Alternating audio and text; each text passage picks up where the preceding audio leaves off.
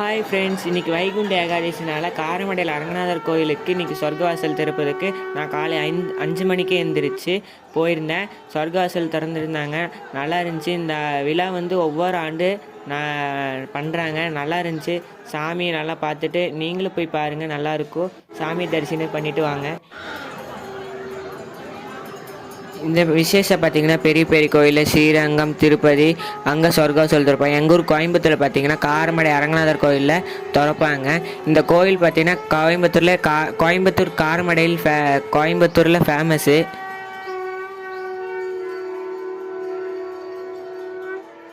இந்த விசேஷம் பார்த்திங்கன்னா பெரிய பெரிய கோயிலில் ஸ்ரீரங்கம், திருப்பதி, அங்கே சொர்க்கவாசல் திறப்பாங்க. எங்கள் ஊர் கோயம்புத்தூரில் பார்த்திங்கன்னா காரமடை அரங்கநாதர் கோயிலில் திறப்பாங்க. எங்கள் ஊர் கோயம்புத்தூரில் பார்த்திங்கன்னா இந்த கோயில் தான் ஃபேமஸ்ஸு. நீங்களும் பாருங்கள், இந்த கோயில் நல்லாயிருக்கும். இந்த கோயிலோட நோம்பி டைம் பார்த்திங்கன்னா மார்ச் டைமில் வரும், நல்லாயிருக்கும்.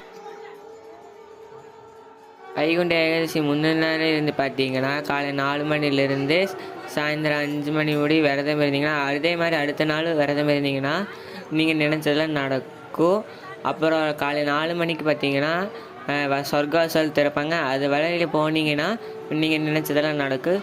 அப்போ அது முடியலைன்னா சொர்க்கவாசல் அன்னைக்கு பார்க்கறக்கு முடியலைன்னா நீங்கள் திறந்த அன்னைக்கு ஒரு நாள் போய் திறந்த அன்னைக்கு அதுக்குள்ளே போனீங்கன்னா நீங்கள் நினச்சதெல்லாம் நடக்கும். இப்படின்னு ஒரு ஐதீகம். சொர்க்கவாசல் திறந்தனே காலையில் 5 மணிக்கு பார்த்தீங்கன்னா சாமி அலங்கார பூஜை பண்ணி அந்த வழியாக காரமடையில் வீதிகளில் ஊர்வலம் வரும்போது பொதுமக்கள் எல்லோரும் தரிசனம் பண்ணுவாங்க. அது போன்ற அர்ச்சனையும் பண்ணுவாங்க. அப்புறம் சாமி திரும்பி கோயிலுக்குள்ளே போனோடனே அந்த நாள் ஃபுல்லாக அந்த கதவு திறந்தே இருக்கும். அப்புறம் 6 மணிக்கு மேலே பார்த்தீங்கன்னா அந்த கதவு மூடிடும்.